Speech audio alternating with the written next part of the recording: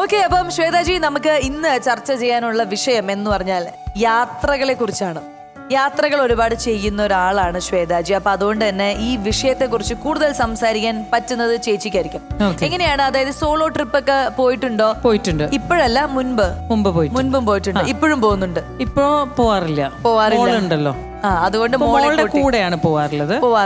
അല്ലാതെ ഹസ്ബൻഡിന്റെ കൂടെ പോകും. ഈ യാത്രകൾ ചെയ്യാനായിട്ട് ചേച്ചി എന്തൊക്കെ പ്ലാനിങ് ആണ് ചെയ്യാറ്? അതായത് ഇന്നൊരു സ്ഥലത്ത് പോകണം, അല്ലെങ്കിൽ ഇപ്പോഴും പോകാൻ പറ്റാത്ത ഒരു ആഗ്രഹ സ്ഥലം ഉണ്ടോ? ഒരുപാട് സ്ഥലങ്ങളുണ്ട്. എനിക്ക് തോന്നുന്നു ഇന്ത്യയിൽ തന്നെ ഒരുപാട് സ്ഥലങ്ങള് കാണാനുണ്ട്. അപ്പൊ അങ്ങനെ ഒരുപാട് സ്ഥലങ്ങളിൽ പോകാൻ ആഗ്രഹമുള്ള ഒരാളാണ് ശ്വേതാജി. പക്ഷെ എനിക്ക് തോന്നുന്നു ശ്വേതാജിയുടെ ഒരു പ്രിവിലേജ് കുറെ ആൾക്കാർക്ക് കിട്ടാത്തതുണ്ടാവും. ആഗ്രഹം ഉണ്ടായിട്ടും പോവാൻ പറ്റാത്ത. കാരണം പല പല സിറ്റുവേഷൻസ്, ചിലപ്പോ ഫാമിലിയിൽ നിന്ന് തന്നെ അവരെ വിടുന്നുണ്ടാവില്ല, അല്ലെങ്കിൽ അതെ, പിന്നെ ഒരുപാട് തെറ്റിദ്ധാരണകൾ. ബേസിക്കലി നമ്മൾ ഇറങ്ങി കഴിഞ്ഞാലാ നമുക്ക് തോന്നുക ഇപ്പൊ നമ്മളിപ്പോ സോഷ്യൽ മീഡിയയിൽ കാണാറുണ്ടല്ലോ, കുട്ടികളെല്ലാവരും ബൈക്ക് അല്ലാതെ ഹിച്ച് ഹൈക്കിംഗ് ആയിട്ട് അവർ പോവാറുണ്ട്. അപ്പൊ അങ്ങനെയൊക്കെ ആക്ച്വലി അതൊരു മനസ്സിലുണ്ടാവണം. നമുക്ക് ചെയ്യണം, നമുക്ക് പോയി കാണണം, നമുക്ക് ശ്വാസകുട്ടി തന്നെ തനിച്ച് പോവാറുണ്ട്, പിന്നെയല്ലേ. അതെ, പക്ഷെ എനിക്ക് ഈ പറഞ്ഞ പോലെ കുറച്ച് പരിമിതികളുണ്ട്. എനിക്ക് ആഗ്രഹമുണ്ടെങ്കിലും അങ്ങനെ സോളോ ട്രിപ്പ് പോവാനായിട്ട് എന്റെ വീട്ടിൽ നിന്ന് ഈ പറഞ്ഞ ടെൻഷനും കാര്യങ്ങളൊക്കെ ഉള്ളതുകൊണ്ട് എന്റെ അമ്മ അങ്ങനെ സമ്മതിക്കില്ല. അങ്ങനെ എന്റെ ആഗ്രഹം സോളോ ട്രിപ്പ് ഇങ്ങനെ കിടക്കാണ്. അപ്പം അതുപോലെയുള്ള സിറ്റുവേഷൻസ് ഒരുപാട് പേർക്കുണ്ട്. അപ്പൊ അതൊക്കെ മറികടന്ന് അവർ ട്രാവൽ ചെയ്താൽ കുറച്ചും കൂടി നല്ലതായിരിക്കും എന്ന് അവർക്ക് തന്നെ തോന്നും.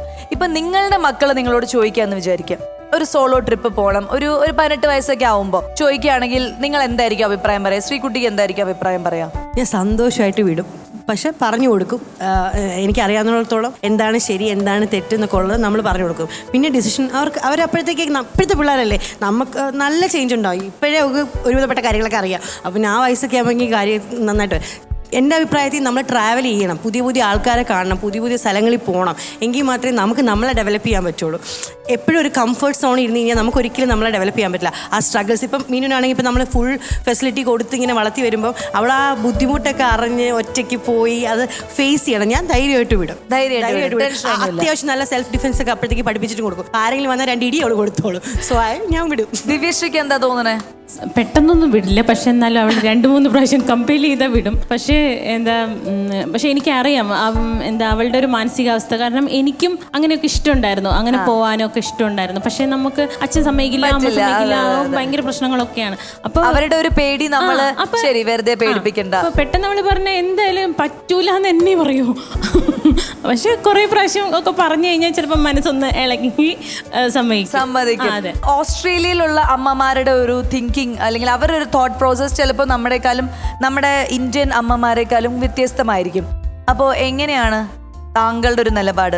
ശരിക്കും ഞാൻ വിടുമായിരിക്കും. കാരണം ഞാനിങ്ങനെ സോളോ ട്രിപ്പ് പോകാൻ ഒരുപാട് ആഗ്രഹിക്കുന്ന ഒരാളാണ്. എനിക്കിങ്ങനെ പോകാൻ പറ്റിയിട്ടില്ല. അപ്പോൾ സ്കൂൾ ട്രിപ്പും കോളേജ് ട്രിപ്പും ഒക്കെ ഞാനിങ്ങനെ കരഞ്ഞും കാലും പിടിച്ചിട്ടാണ് ഞാൻ പോയിട്ടുള്ളത്. അപ്പോൾ ഒരു സോളോ ട്രിപ്പ് എനിക്കിപ്പോൾ ഒരു ആഗ്രഹമുണ്ട്, എനിക്ക് സോളോ ട്രിപ്പ് പോകണമെന്ന് എപ്പോഴെങ്കിലും. അപ്പം അവൾ ചോദിച്ചാൽ അതിൻ്റെ സിറ്റുവേഷൻ എങ്ങനെയാണെന്നൊക്കെ ഒന്ന് തിരക്കി, എവിടെയാണ് ഒരു ഡീറ്റെയിൽ കാര്യമൊക്കെ തിരക്കി ഓക്കെ ആണെന്ന് തോന്നുവാണെങ്കിൽ എന്തായാലും ഞാൻ അവളെ വിടും. നമ്മുടെ ആഗ്രഹങ്ങളെ നമ്മൾ റെസ്ട്രിക്ട് ചെയ്ത് വെക്കാൻ പാടില്ല. വിദ്യയ്ക്ക് ഇപ്പോൾ ട്രിപ്പ് പോകാനായിട്ടുള്ള തടസ്സം എന്താണ്? ഇപ്പം ഞാൻ പറയുന്നത് ഇപ്പം ഞാനൊരു പോയിന്റിൽ നിൽക്കുവാണ്. ഇപ്പോൾ കുറേ തടസ്സങ്ങൾ ഉണ്ടായിട്ടും ഞാൻ എൻ്റെ പോയിന്റിൽ എനിക്ക് ഉറച്ച് നിൽക്കാൻ പറ്റുമെന്ന് എനിക്കിപ്പോൾ ഒരു കോൺഫിഡൻസ് ഉണ്ട്. മുമ്പ് എനിക്ക് അങ്ങനെ ഇല്ല, എനിക്ക് ആ ഒരു കോൺഫിഡൻസ് ഇല്ലായിരുന്നു. പക്ഷേ ഇപ്പം എനിക്കൊരു കോൺഫിഡൻസ് ഉണ്ട്. ഞാൻ ഒരുപാട് ആഗ്രഹിച്ചാൽ അത് എന്തൊക്കെ തടസ്സം വന്നാലും എനിക്ക് അത് മുന്നോട്ട് പോകാൻ പറ്റുമെന്ന് എനിക്ക് തോന്നലുണ്ട്. അതുകൊണ്ട് സോളോ ട്രിപ്പ് എൻ്റെ മനസ്സിൻ്റെ ഉള്ളിൽ ഒരു ആഗ്രഹമാണ്. ഇപ്പം തടസ്സം എന്തായാലും ഞാൻ ഒരുപാട് ആഗ്രഹിച്ചാൽ അത് നടക്കുന്നുള്ളത് എനിക്കറിയാം. അതെ, അങ്ങനെ എത്തിപ്പെട്ടതാണ് ഇവിടെ അല്ലേ? സൂപ്പർ അമ്മയും മകളുടെ വേദിയിലും അങ്ങനെ എത്തിപ്പെട്ടതാണ്.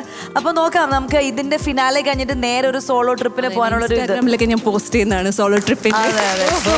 ഇനി നിത്യ എന്തായാലും വിടും എന്നാണ് എന്റെ മനസ്സ് പറയുന്നത്. ആണോ നിത്യ? ഉറപ്പായിട്ടും. പക്ഷെ എന്റെ മോള് അവൾക്ക് എന്നിലൊരു വിശ്വാസം ഉണ്ടാക്കിയെടുക്കാൻ പറ്റിയാൽ ഞാൻ അവളെ ഉറപ്പായിട്ട് വിടും. അവൾക്ക് എനിക്ക് വിശ്വാസം തരണം. ഇപ്പോൾ ഷീസ് വെരി യങ്. അപ്പോൾ 18 വയസ്സാകുമ്പോൾ അവൾ എനിക്കൊരു വിശ്വാസം തരണം. എനിക്ക് എന്നെ സ്വന്തം കാര്യം നോക്കാൻ എനിക്ക് കഴിവുണ്ട്. എവിടെ പോയാലും എന്ത് ചലഞ്ചസ് വന്നാലും ഫേസ് ചെയ്യാൻ പറ്റുമെന്നുണ്ടെങ്കിൽ no objection, she can go. Yes. അപ്പോൾ അങ്ങനെ ഇപ്പം ഇവർ പറഞ്ഞ പോലെ ഒരുപാട് പേർക്ക് സ്വപ്നമുണ്ട്, സ്വപ്നം ബാക്കിയുള്ളവരുണ്ട്, ചിലർ സ്വപ്നം നേടിയെടുത്തവരുണ്ട്. എന്തായാലും കണ്ട സ്വപ്നങ്ങൾക്ക് പിന്നാലെ ഇറങ്ങി തിരിച്ച് ഒരു പെൺകുട്ടി ആ സ്വപ്ന സാക്ഷാത്കാരം ജീവിതത്തിൽ നടന്ന ഒരു സന്തോഷത്തിൽ, അതായത് ഒരുപാട് പരിമിതികളും പ്രശ്നങ്ങളും നമ്മൾ വിചാരിക്കാത്ത, നമ്മൾ പറയില്ല, അപ്രതീക്ഷിതമായ ചില സംഭവങ്ങൾ നമ്മുടെ ജീവിതത്തിൽ വരുമ്പോൾ തളർന്നു പോവാതെ സ്വപ്നങ്ങൾക്ക് വേണ്ടി പിന്തുടരുന്ന അല്ലെങ്കിൽ ആ സ്വപ്നത്തിൽ എത്തിച്ചേർന്ന ഒരു പെൺകുട്ടിയാണ് ഇന്ന് സൂപ്പർ അമ്മയും മകളുടെയും ഈ വേദിയിൽ വരാൻ പോകുന്നത്. ഒരുപാട് സ്നേഹത്തോടെ നമ്മുടെ ഈ വേദിയിലേക്ക് സ്വാഗതം ചെയ്യുന്നു സോനു സോമൻ.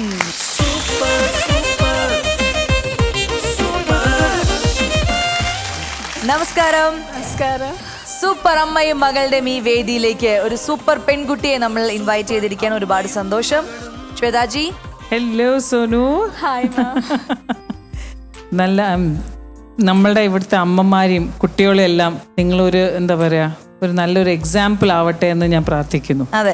അപ്പോൾ അതായത് സോനു പറയൂ, സോനുവിന്റെ ഒരു ആഗ്രഹമായിരുന്നു സോളോ ഒരു യാത്ര, അല്ലെ? ആ സ്ഥലം ഏതായിരുന്നു മനസ്സിലുണ്ടായിരുന്ന ഒരു ആഗ്രഹം? ഏറ്റവും വലിയ സ്വപ്നം എവറസ്റ്റ് ബേസ് ക്യാമ്പിലേക്ക് പോവാന്നുള്ളതായിരുന്നു. Everest base camp. ഞാൻ അവിടെ എത്തിച്ചേർന്നത് ഒരുപാട് പരിമിതികൾക്ക് ഉള്ളിൽ നിന്നുകൊണ്ടാണ്. എന്താണ് അത് സംഭവിച്ചത്? എനിക്കൊരു ആക്സിഡന്റ് ഉണ്ടായിട്ടുണ്ടായിരുന്നു 4 വർഷം മുന്നേ. അപ്പം ഹെൽമെറ്റ് വെച്ചിട്ടില്ലായിരുന്നു. ഹെൽമെറ്റ് വെക്കാതെ യാത്ര ചെയ്തു. അതെ. അപ്പൊ നമ്മുടെ പ്രേക്ഷകർക്ക് ഇത്രയും വലിയ എക്സാമ്പിൾ ആണ്. സോനു തന്നെ പറയൂ നമ്മുടെ പ്രേക്ഷകർക്കും നമ്മുടെ ഇവിടുത്തെ കുട്ടികൾക്കും ഹെൽമെറ്റ് ഇല്ലാതെ. അതെ, എല്ലാരും എപ്പോഴും ഹെൽമെറ്റ് മസ്റ്റായിട്ട് ധരിക്കണം, അല്ലെങ്കിൽ എൻ്റെ അവസ്ഥ ഉണ്ടാവും. ഹെൽമെറ്റ് ഇല്ലാതെ യാത്ര ചെയ്തിട്ട് എന്താണ് ജീവിതത്തിൽ സംഭവിച്ചത്? ഡോക്ടേഴ്സ് എൻ്റെ അടുത്ത് പറഞ്ഞു, ഇനി എനിക്ക് അടുത്തുള്ള കാഴ്ചകൾ മാത്രമേ കാണാൻ പറ്റത്തുള്ളൂ. കണ്ണിന്റെ കാഴ്ചക്ക് അതെ, ഒരു 25% മാത്രമേ ഉണ്ടായിരുന്നുള്ളൂ. ഇനിയും ദൂരമുള്ള കാഴ്ചകളൊന്നും കാണാതെ മുന്നോട്ട് പോകണം എന്ന് പറഞ്ഞു. അപ്പം ആ അവസ്ഥയിൽ എനിക്ക് ഈ ലോകത്ത് ഇനി ഒരുപാട് കാര്യങ്ങൾ കാണാനുണ്ട്, ഭൂമിയിൽ ഭഗവാൻ ഒരുപാട് കാര്യങ്ങൾ സൃഷ്ടിച്ച് വെച്ചിട്ടുണ്ടെന്നുള്ള ഒരു തിരിച്ചറിവ് ഉണ്ടായിട്ട്, അങ്ങനെയാണ് നമ്മൾ ടി വിയിലും യൂട്യൂബിലും കാണുന്ന മാത്രമല്ല, നമ്മുടെ കണ്ണുകൊണ്ട് ഒരുപാട് കാര്യങ്ങൾ നേരിട്ട് കാണുന്ന ഒരു വ്യത്യസ്ത അനുഭവമാണെന്ന് മനസ്സിലാക്കിയപ്പോൾ അങ്ങനെയാണ് ഞാൻ ഒറ്റയ്ക്ക് യാത്ര ചെയ്യാൻ തീരുമാനിച്ചത്. അതെ, ആ ഒരു പോയിന്റിൽ ഇനി എന്താണ് സംഭവിക്കാന്ന് അറിയില്ല എന്നുള്ളൊരു പോയിന്റ് വന്നപ്പോൾ എൻ്റെ ഒരു ആഗ്രഹത്തിന് പിന്നിൽ ഞാൻ പോകാമെന്ന് തീരുമാനിച്ചു. ആ ഡിസിഷനെ സപ്പോർട്ട് ചെയ്തു അമ്മ. അതൊരു വലിയ കാര്യമാണ്. അമ്മ പറഞ്ഞില്ല അയ്യോ ഒറ്റയ്ക്ക് പോകണ്ട, അങ്ങനെ ചെയ്യണ്ട, ഇങ്ങനെ ചെയ്യണ്ട എന്ന് പറഞ്ഞില്ല. അമ്മയും അതിനെ സപ്പോർട്ട് ചെയ്തു. അല്ലേ? എൻ്റെ കൂടെ വരാനായിട്ട് ആരും ഉണ്ടായിരുന്നില്ല. അപ്പോൾ ഞാൻ ഈ ബാഡ്ജ് കുത്തിക്കൊണ്ടാണ് എപ്പോഴും പോവാ.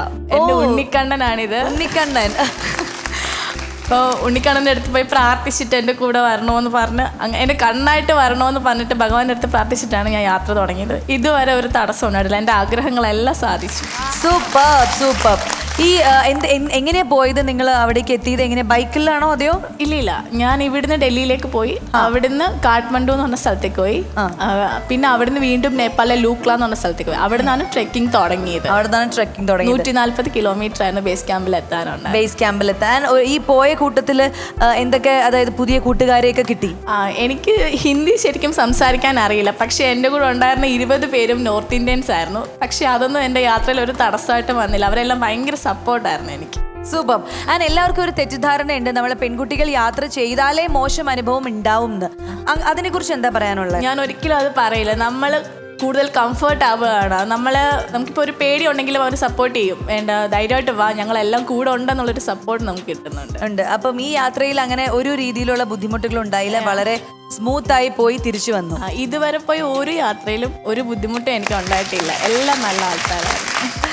സൂപ്പർ. എന്താണ് നമ്മുടെ പ്രേക്ഷകരോട്, അതായത് ഒരുപാട് പെൺകുട്ടികൾ ഇതേപോലെ യാത്ര ചെയ്യാൻ ആഗ്രഹിക്കുന്നുണ്ട്, അവരോടും പിന്നെ ഫാമിലിയോടും അവരുടെ ഫാമിലി മെമ്പേഴ്സിനോടൊക്കെ എന്താ പറയാനുള്ളത്? എൻ്റെ അടുത്ത് ആദ്യമൊക്കെ പറയുമായിരുന്നു, ഈ ഒരു ആക്സിഡന്റ് ഉണ്ടാവുന്നതിന് മുന്നേ പറയുമായിരുന്നു, കല്യാണം കഴിച്ചതിന് ശേഷം ഭർത്താവിൻ്റെ കൂടെ മാത്രം നീ യാത്ര ചെയ്താൽ മതിയെന്ന്. ഇങ്ങനെ ഒരു സിറ്റുവേഷൻ ഉണ്ടായപ്പോഴാണ് ഓക്കെ നീ എനിക്ക് കാണാനുള്ളതെല്ലാം കണ്ടോളൂ എന്ന് പറയുന്നത്.